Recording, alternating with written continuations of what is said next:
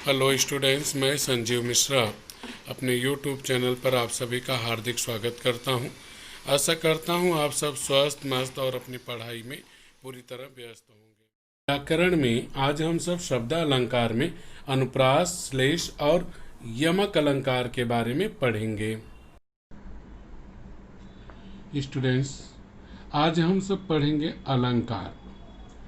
आइए जानते हैं कि अलंकार का अर्थ क्या है। अलंकार का शब्द के अनुसार, शाब्दिक मतलब शब्द के अनुसार जो अर्थ होता है वह है आभूषण गहना। आभूषण गहना, इसका उपयोग क्या होता है आप जानते हैं कि महिलाएं जो हैं इस गहने को, आभूषण को अपने शरीर पर सोने चांदी के, हीरे मोती के गहने पहनती हैं। उससे उनका सौंदर्य बढ़ जाता है। आजकल पुरुष भी पहनने लगे हैं। अर्थात कि जो आभूषण है, गहना है, उसे हम व्याकरण में क्या कहते हैं? अलंकार। आइए परिभाषा को जानते हैं। कविता के सौंदर्य को अर्थात उसकी सुंदरता को बढ़ाने के लिए जिन उपादानों मतलब जिसे हम कहते हैं तत्व, घटक या कारक का प्रयोग किया जाता है उसे अलंकार कहते हैं। अर्थात जैसे महिलाएं अपने को सुंदर बनाने के लिए बहुत सारे गहने इत्यादि पहनती हैं या और भी तरह की चीज़ों का उपयोग करती हैं, तो जिन चीज़ों का उपयोग करके सुंदर बनती हैं उसे आप साधारण भाषा में अलंकार कहते हैं, गहना कहते हैं, आभूषण कहते हैं। वैसे ही जब कविता की सुंदरता को बढ़ाने के लिए आप कुछ चीज़ों का प्रयोग करते हैं, तो उन सभी उपादानों को जिनका उपयोग करके आप कविता को सुंदर बनाते हैं उसे अलंकार कहते हैं। और अधिक जानते हैं, संस्कृत में कहा गया है अलंकरोत इति अलंकार है। अर्थात जो कविता को सुंदर बनाता है वह अलंकार होता है। अर्थात जिससे कविता सुंदर बनती है उसे हम अलंकार कहते हैं। आइए जानते हैं कि किन रूपों से कविता सुंदर बनती है। अलंकार के प्रकार। अलंकार के दो प्रकार हैं। पहला क शब्दालंकार। जब शब्दों के द्वारा कविता में सौंदर्य यानी सुंदरता, चमत्कार मतलब जो आश्चर्य प्रकट कर दे, चमत्कार पैदा होता है, तब वहाँ पर शब्द अलंकार होता है। मतलब जब आप कविता में शब्द में कुछ ऐसा विशेष करते हैं कि सुंदरता आ जाती है, तब वहाँ पर शब्द अलंकार होता है। शब्द अलंकार के उप प्रकार देख लेते हैं हम लोग कि शब्दालंकार के उप प्रकार क्या है या उपभेद क्या है, इसके शब्दालंकार के और कौन से प्रकार हैं। शब्दालंकार के तीन प्रकार उप प्रकार हैं जिन्हें हमें पढ़ना है। पहला है अनुप्रास अलंकार। आइए देखते हैं कि अनुप्रास क्या होगा।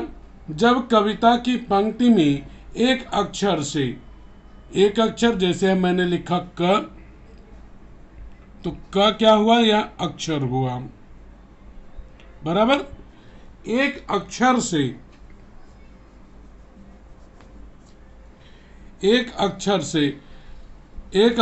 एक से अधिक बार आए, अर्थात एक ही अक्षर, एक ही वर्ण बार बार आए, तब वहां पर अनुप्रास अलंकार होता है। मतलब कविता की पंक्ति में कोई एक अक्षर के कोई एक वर्ण एक से अधिक बार आए, यानी 2 बार, 3 बार, 5 बार आए, बार आए, तब वहां अनुप्रास अलंकार होगा।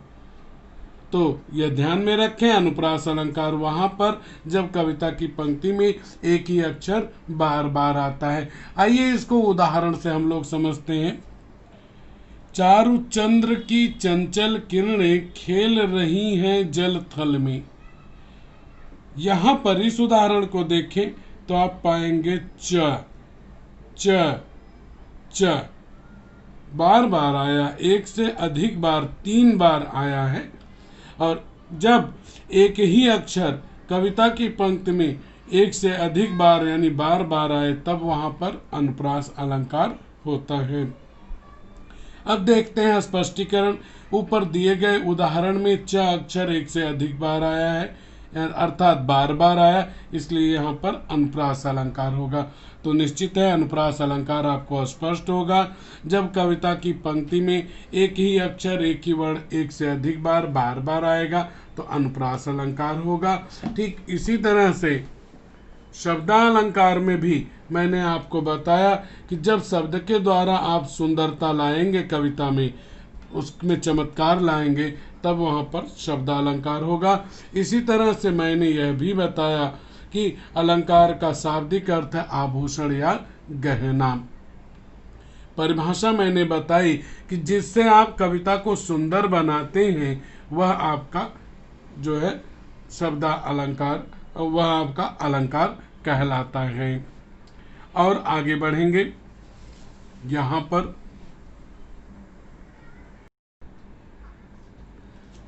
परीक्षा में अब कैसे पूछा जाएगा अगर अनुप्रास अलंकार है तो निम्नलिखित पंक्तियों में आए हुए अलंकार के प्रकार और उप प्रकार को लिखिए, पहचान कर लिखिए।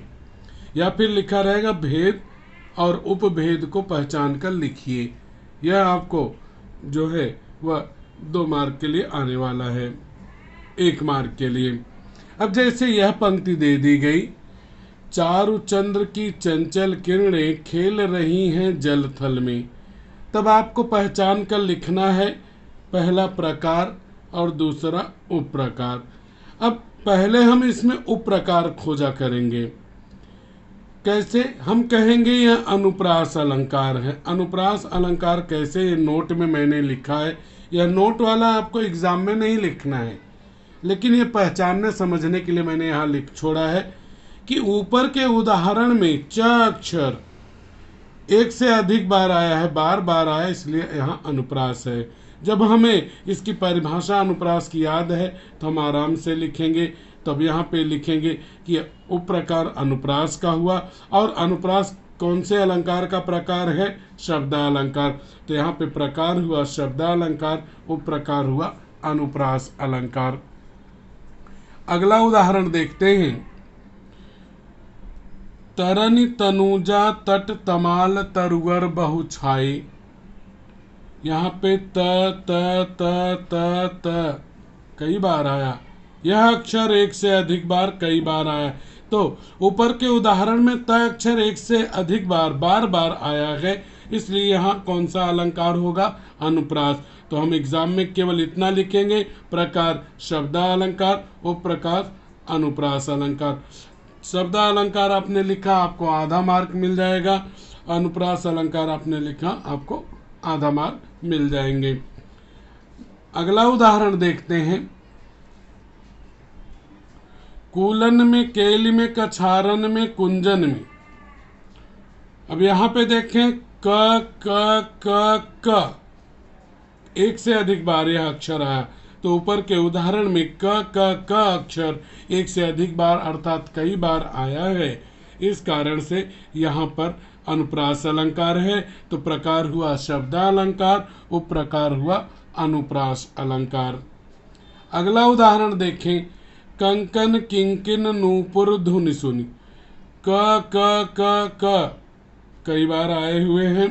साथ में ही न न न न न कई बार आए हैं, यानी क अक्षर कई बार आया। एक अक्षर यह क अक्षर है, यह कई बार आया। साथ में न अक्षर भी कई बार आया। तो इस तरह ऊपर के उदाहरण में क और न अक्षर एक से अधिक बार आया है, इसलिए यहाँ पे अनुप्रास अलंकार होगा। प्रकार शब्दालंकार, उप प्रकार अनुप्रास अलंकार। इस तरह से अनुप्रास अलंकार हुआ कि जब कविता की पंक्ति में एक अक्षर या कोई अक्षर एक से अधिक बार आए अर्थात बार बार आए तो अनुप्रास होगा। अब शब्दालंकार का जो दूसरा प्रकार है उसे हम लोग देखते हैं, और वह है श्लेष अलंकार। ध्यान से समझिएगा। जब कविता में कोई शब्द, अब जैसे क जो था ये क्या था? अक्षर था। अब क से बना कमल, यह क्या कहलाएगा? यह शब्द कहलाएगा। क क्या हुआ था? अक्षर था। यह क्या कह रहा है? जब कविता में कोई शब्द, मतलब इस तरह से, यह क्या था? अनुप्रास में था। यह नहीं, कोई शब्द एक बार आए, कितनी बार आए?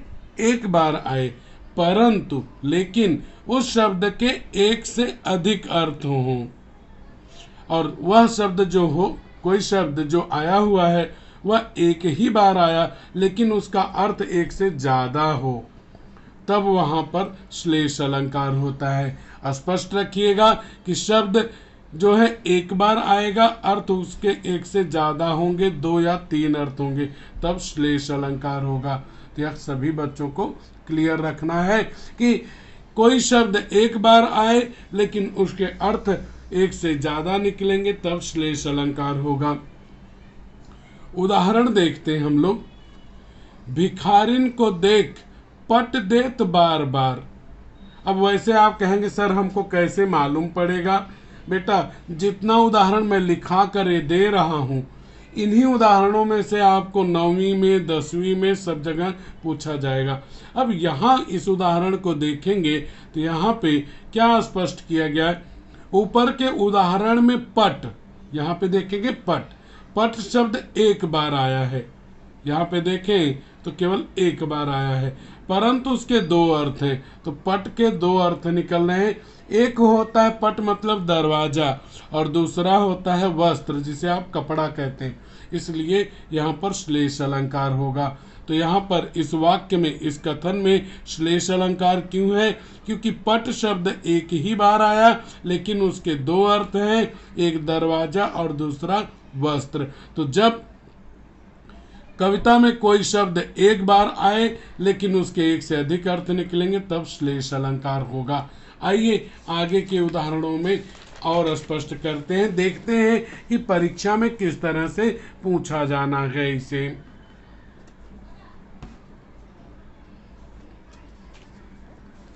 अब यहाँ पर देखिए, यहाँ पर दिया है प्रश्न, अलंकार पहचान कर उसका प्रकार और उपप्रकार लिखिए, भेद और उपभेद लिखिए। अब वहां पे क्या है? उदाहरण है, चरण धरत चिंता करत चितवत चारों ओर, सुबरन को खोजत फिरत कवि व्यभिचारी चोर। अब यहाँ पर श्लेष अलंकार कैसे है वह देखते हैं। यहाँ से ऊपर के उदाहरण में सुबरन शब्द आया है, यह देखिए सुबरन आया हुआ है। तो सुबरन शब्द एक बार आया है, पूरी कविता भर में एक बार आया है, लेकिन इसके 3 अर्थ हैं। कितने अर्थ हैं? 3 अर्थ, मतलब एक से ज्यादा अर्थ हैं। तो पहले सुबरन का अर्थ है सुंदर अक्षर, दूसरे का अर्थ है सुंदर स्त्री, और तीसरा अर्थ है सुबरन का स्वर्ण मतलब सोना, इसलिए यहाँ पर श्लेष अलंकार है। मतलब यह उदाहरण जो दिया है, यहाँ सुबरन शब्द एक बार आया, उसके एक से ज्यादा 3 अर्थ हैं, एक है सुंदर अक्षर, एक है सुंदर स्त्री और एक है स्वर्ण। इस कारण यहाँ पर श्लेष अलंकार होता है। श्लेष कहाँ होता है? शब्द एक बार आए, उसके एक से ज्यादा अर्थ है। इसको निश्चित है कि आपके मन में यह हो रहा होगा कि इसका अर्थ क्या है। कवि कहते हैं कि पहले हम सुबरन का पहला अक्षर सुंदर अक्षर से करते हैं। कवि कहते हैं कि जब कविता के चरणों की रचना कवि करने लगता है तब उसे चिंता होने लगती है और चारों तरफ वह देखता है प्रकृति में और सुंदर अक्षरों की खोज करता है। कवि जो है वह सुंदर अक्षरों की खोज करता है। बार बार वह चरण को बनाते समय, आपने दोहा चौपाई में पढ़ा था कि चरण कितने हैं, कैसे हैं। वह जब चरण बनाने लगता है कविता की, तो वह चिंता करने लगता है, सोचने लगता है, चारों तरफ देखता है और फिर सुंदर अक्षरों की कवि खोज करता है। दूसरा अर्थ हुआ व्यभिचारी के अर्थ में सुबरन का।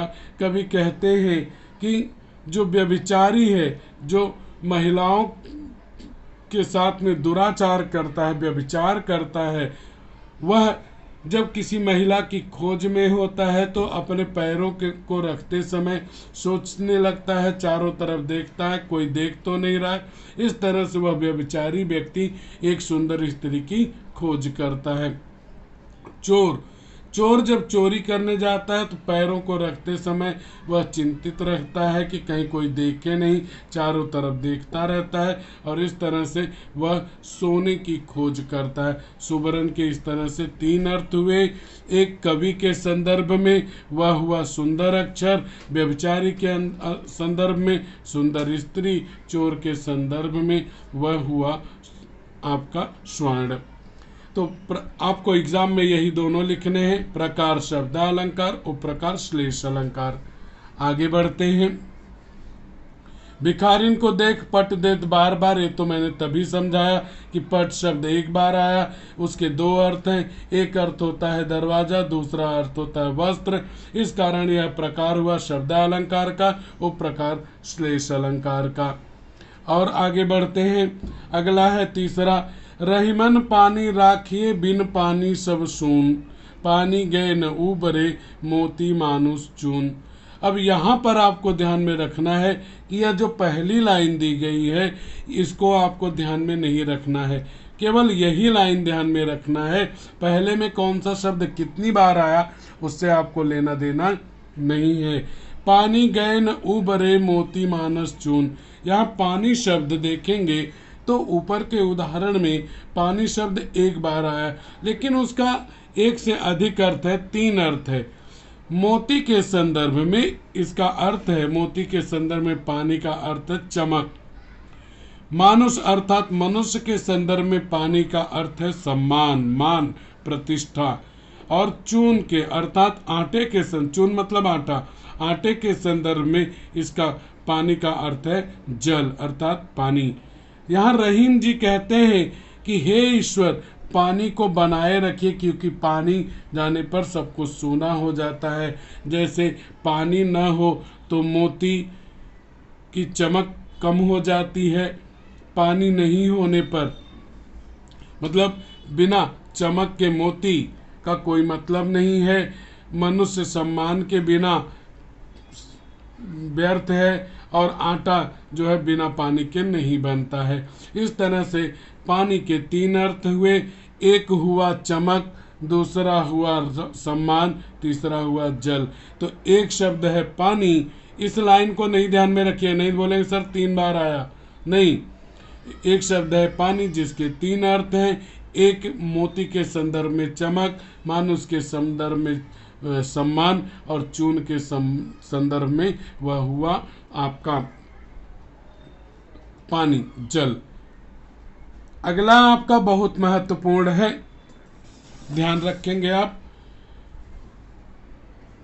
जो रहीम गति दीप की कुल कपूत गति सोए, बारे उजियारों करे बड़े अंधेरों होए। इसको समझते हैं। रहीमदास जी कहते हैं कि जो दशा दीपक की होती है वही दशा, वही हालत परिवार में जन्म लेने वाले कुपुत्र की होती है, बुरे बेटे। कपूत मतलब बुरे बेटे के। जैसे दीपक के जलाने पर प्रकाश होता है और उसे जब बढ़ा देते हैं, बुझा देते हैं तो अंधेरा हो जाता है। ठीक उसी तरह से जब बच्चा पैदा होता है तो घर में खुशहाली आती है, खुशियाँ आती हैं, लेकिन जब वह बड़ा होकर बुरा बन जाता है तो घर का मान सम्मान चला जाता है। यहाँ पर जानते हैं श्लेष कैसे है। ऊपर के उदाहरण में इसमें बारे और बढ़े, यहाँ पे देखेंगे तो यहाँ पे है बारे और यहाँ है बढ़े। बारे शब्द एक बार आया, बढ़े शब्द भी एक बार आया है, लेकिन बारे का भी 2 अर्थ है, बढ़े का भी 2 अर्थ है। बारे का एक अर्थ होता है जलाने पर और दूसरा अर्थ है पैदा होने पर। बढ़े का एक अर्थ है वह है बुझाने पर, दूसरा है बड़ा होने पर। तो बारे का 2 अर्थ हुआ जलाने पर, पैदा होने पर। बढ़े का 2 अर्थ हुआ कि बुझाने पर, बड़ा होने पर। ये दोनों शब्द एक एक बार ही आए हैं, लेकिन दोनों के 2 अर्थ हैं, इस कारण श्लेष अलंकार। तो प्रकार है शब्दालंकार, वो प्रकार है श्लेष अलंकार। आगे बढ़ते हैं। मधुबन की छाती को देखो सूखी कितनी इसकी कलियां। अब यहाँ पर इस उदाहरण में कलियां शब्द एक बार आया है, परंतु इसके दो अर्थ हैं। कलियां का एक अर्थ फूल के खिलने के पहले फूल की जो अवस्था होती है उसे आप कली कहते हैं, और दूसरा यौवन अर्थात जवानी से भी है। इस कारण से यहाँ श्लेष अलंकार हुआ, क्योंकि कलियां शब्द एक बार आया, उसके दो अर्थ हुए। तो यह प्रकार शब्दालंकार, उपप्रकार श्लेष अलंकार का। अगला उदाहरण देखें। विपुल धन अनेकों रत्न हो साथ लाए, प्रियतम बतला दो लाल मेरा कहाँ है। अब यहाँ पर लाल शब्द यह एक बार आया है पूरी कविता भर में, पंक्ति भर में, लेकिन इसका दो अर्थ है। एक लाल का अर्थ होता है पुत्र और दूसरे का अर्थ होता है मणि। मणिया आप जानते हैं जो चमकदार होती। तो लाल शब्द एक बार आया, उसके दो अर्थ हैं, एक पुत्र एक मणि। इस कारण यह श्लेष अलंकार। हम जानते हैं जब कोई शब्द एक बार आए उसके एक से ज्यादा अर्थ हो तो वहाँ श्लेष अलंकार। प्रकार शब्दालंकार, उपप्रकार श्लेष अलंकार। अगला उदाहरण देखते हैं, यह भी बहुत महत्वपूर्ण है, IMP है आपके लिए। चिर जीवो जोरी जुरे क्यों न स्नेह गंभीर, को घटिए वृषभानुजा वे हलधर के वीर। यहाँ पे जो है वृषभानुजा शब्द और हलधर के वीर शब्द यह एक ही बार आया है। एक बार वृषभानुजा आया है, एक बार हलधर के वीर आया है, लेकिन इन दोनों के दो अर्थ होते हैं। तो वृषभानुजा का एक अर्थ होता है वृषभानु की पुत्री राधा, और दूसरा अर्थ है गाय। इसी तरह से हलधर के वीर का भी दो अर्थ है। एक अर्थ है बलराम के भाई कृष्ण और दूसरा है बैल। तो वृषभानुजा के दो अर्थ निकले, वृषभान की पुत्री राधा, दूसरा गाय, और हलधर के वीर के दो अर्थ निकले, एक हुआ बलराम के भाई कृष्ण, दूसरा बैल। इस कारण यहाँ पे श्लेष अलंकार। तो प्रकार है शब्दालंकार, उपप्रकार है श्लेष अलंकार। यहाँ पे कवि बिहारी कहते हैं कि श्री कृष्ण और राधा जी में प्रेम क्यों न बना रहे, गंभीर प्रेम क्यों न रहे, उनमें संबंध क्यों न जुड़ा रहे, कोई किसी से कम नहीं है। एक जो है वृषभानु की पुत्री राधा है, तो दूसरे बलराम के भाई कृष्ण हैं। एक अर्थ यह हुआ। दूसरा अर्थ हुआ कि एक जो है गाय है तो दूसरे बैल है। इस कारण दोनों में संबंध बना रहेगा। अगला ये भी इम्पोर्टेंट है श्लेष का। मेरी भव बाधा हरो राधा नागर सोई, जा तन की छाई परे श्याम हरित धुति होए।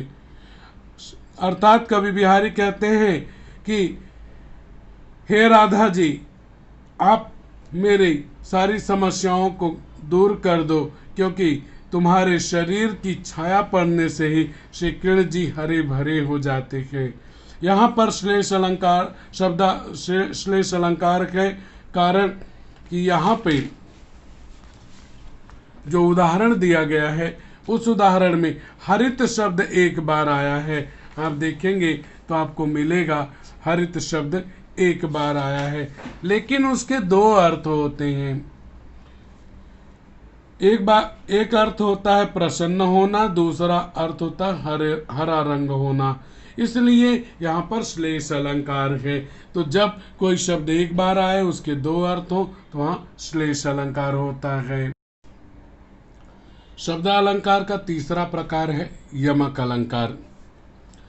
जब कविता में कोई शब्द दो या दो से अधिक बार आए। अब ध्यान दीजिए कि अनुप्रास में क्या था कि एक अक्षर आए, कितनी बार? एक से अधिक बार। श्लेष में क्या था? एक शब्द एक से ज्यादा बार आए। अब यहां क्या बोल रहा है यमक? कोई शब्द दो या दो से बार, दो बार आएगा शब्द। कोई शब्द दो या दो से अधिक बार आए, यानी 3 बार आए, 4 बार आए, तो दोनों के अलग अलग अर्थ हों। और साथ में ही अगर 2 बार आया है तो दोनों के अलग अर्थ होते हैं। यहाँ पे एक शब्द के अलग अलग अर्थ होते हैं, यहाँ पे 2 बार आया है तो दोनों के अलग अलग अर्थ होंगे। तब वहां पर यमक अलंकार होगा। अंतर समझिएगा श्लेष में कि कोई शब्द एक बार आएगा उसके दो अर्थ होंगे, यहाँ पर शब्द दो बार आएगा और दोनों के अलग अलग अर्थ होंगे, तब वहां पर यमक अलंकार होता है। जब कविता में कोई शब्द दो या दो से अधिक बार आए और दोनों के अलग अलग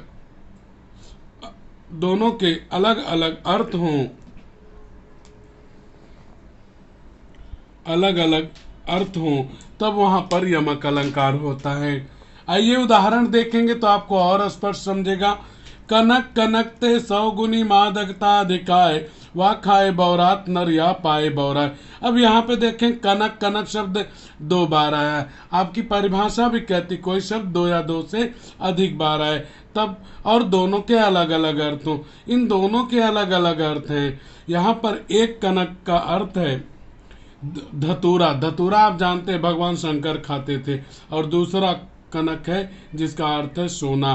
तो एक कनक का अर्थ हुआ धतूरा, दूसरे कनक का अर्थ है सोना।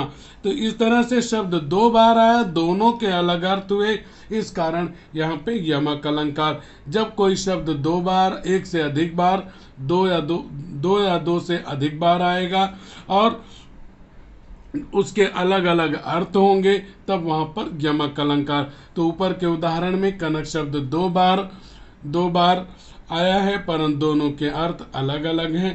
पहले कनक का अर्थ है धतूरा और दूसरे कनक का अर्थ है सोना, स्वर्ण, इसलिए यहाँ पर यमक अलंकार है। अब देखते हैं परीक्षा में कैसे पूछेगा। अलंकार पहचान कर उसके प्रकार और उपप्रकार लिखिए। कैसे दिया रहेगा, वही चीज कनक कनकते 100 गुनी मादकता अधिकाय, वा खाए बौरात नर या पाए बौरात। अब यहाँ पर ऊपर के उदाहरण में कनक शब्द दो बार आया और दोनों बार उसके अर्थ अलग अलग हैं। एक कनक का अर्थ है धतूरा और दूसरे कनक का अर्थ है सोना, इस कारण यहाँ पर शब्द यमक अलंकार है। और प्रकार में शब्दालंकार, जब कोई शब्द दो या दो से अधिक बार आए, दोनों के अलग अलग अर्थ हों, तब वहां पर यमक अलंकार। और यमक अलंकार किसका प्रकार है, शब्दालंकार का। आगे देखते हैं, तीन बेर खाती थी वे तीन बेर खाती हैं।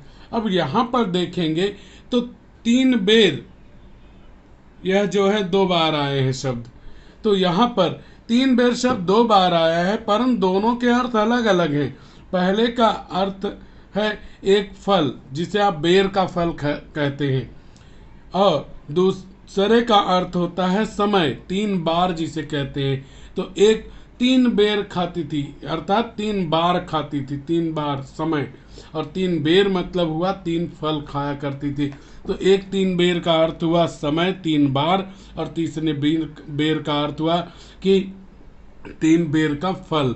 इस तरह से तीन बेर शब्द दो बार आया, तीन दोनों के अलग अलग अर्थ हुए, इसलिए वो प्रकार हुआ यमक अलंकार, प्रकार है शब्दालंकार। अगला, काली घटा का घमंड घटा। अब यहाँ पे घटा घटा शब्द दो बार आया, कोई शब्द दो बार आए। अब इन दोनों के अलग अलग अर्थ अगर निकलते हैं तो यमक होगा। अब यहाँ पे ऊपर के उदाहरण में घटा शब्द दो बार आया है और दोनों बार उसके अलग अलग अर्थ हैं। एक घटा का, पहले घटा का अर्थ है बादल और दूसरे घटा का अर्थ है कम होना, इसलिए यहाँ पर यमक अलंकार है। तो क्लियर होगा, कोई शब्द दो बार आए या दो से अधिक बार आए, दोनों बार अलग अर्थ हो। यहाँ पे एक घटा बादल, एक घटा मतलब कम होना, इसलिए यहाँ उप प्रकार हुआ यमक अलंकार, प्रकार हुआ शब्दालंकार। मैं फिर से रिपीट कर दूं, ये नोट वाला परीक्षा में नहीं लिखना है, लेकिन अगर यह आप समझना चाहते हैं तो यह नोट वाला समझेंगे, तभी आपको प्रकार और उपप्रकार आएगा। अगला उदाहरण देखते हैं, यह आपका इम्पोर्टेंट भी है। जेते तुम तारे तेते नभ में न तारे हैं। तारे दो बार आया है। एक तारे का, पहले तारे का अर्थ है वह है उद्धार करना, किसी का भला कर देना, और दूसरे तारे का अर्थ है वह होता है सितारा, आकाश में चमकने वाला सितारा। यहाँ पे कहा गया है कि आपने जितने लोगों का भला किया है उतने तो आकाश में भी तारे नहीं हैं, उतने तो आकाश में भी सितारे चमकते नहीं हैं। तो तारे शब्द 2 बार आया, दोनों का अर्थ अलग है। एक का अर्थ हो गया भला करना, भलाई करना, उद्धार करना, और दूसरे तारे का अर्थ है सितारा। इस कारण यहाँ उपप्रकार यमक अलंकार, प्रकार शब्दालंकार। मूर्ति मधुर मनोहर देखी, भयों विदेह विदेह विषेखी। यहाँ पे विदेह विदेह 2 बार आया है। यहाँ पर इस कारण से यमक अलंकार होगा और प्रकार में शब्दालंकार। विदेह, विदेह राजा जनक का नाम है, और दूसरा विदेह मतलब जो बिना देह के हो जाए, जिसका शरीर ही न हो। एक अर्थ हुआ विदेह का राजा जनक, और दूसरा अर्थ हुआ शरीर के बिना। यह भी आपका बोर्ड के लिए इम्पोर्टेंट है। इस कारण विदेह 2 बार आया, दोनों के अलग अर्थ, इसलिए यहाँ पर यमक अलंकार हुआ।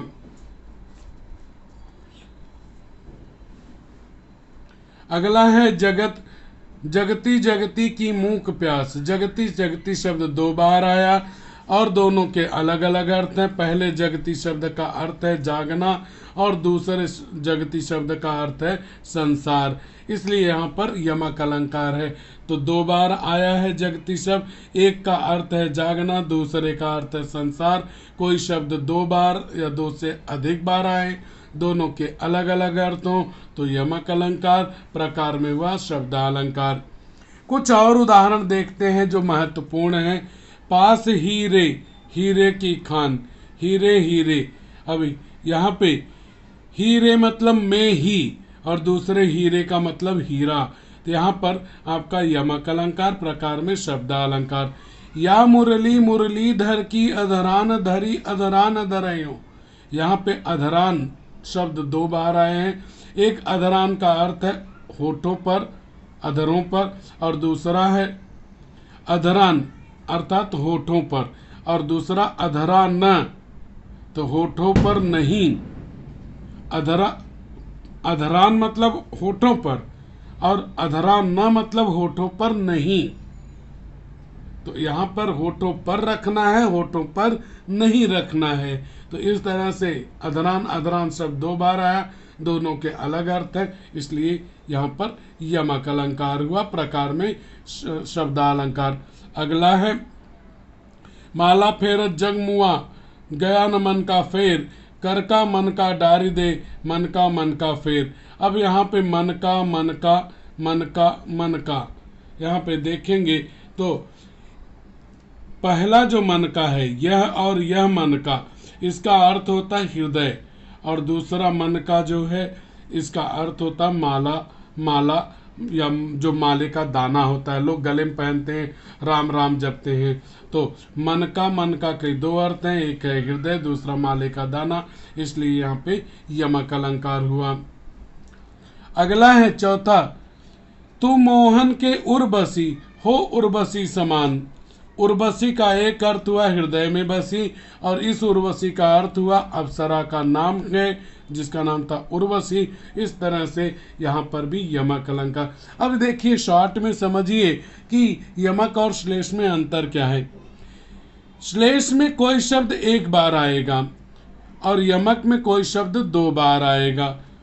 श्लेष में उस एक शब्द के 2 अलग अलग अर्थ होंगे, और यमक में दोनों शब्दों के अलग अलग अर्थ होंगे। इस तरह से यह शब्दालंकार में अनुप्रास, यमक और श्लेष हमने पढ़ा। बच्चों, अगर आपको मेरा पढ़ाना अच्छा लगा तो वीडियो को लाइक कीजिए, चैनल को सब्सक्राइब कीजिए, और वीडियो शेयर कीजिए, तथा कमेंट बॉक्स में कमेंट कीजिए कि आपको मेरा पढ़ाना कैसा लगा।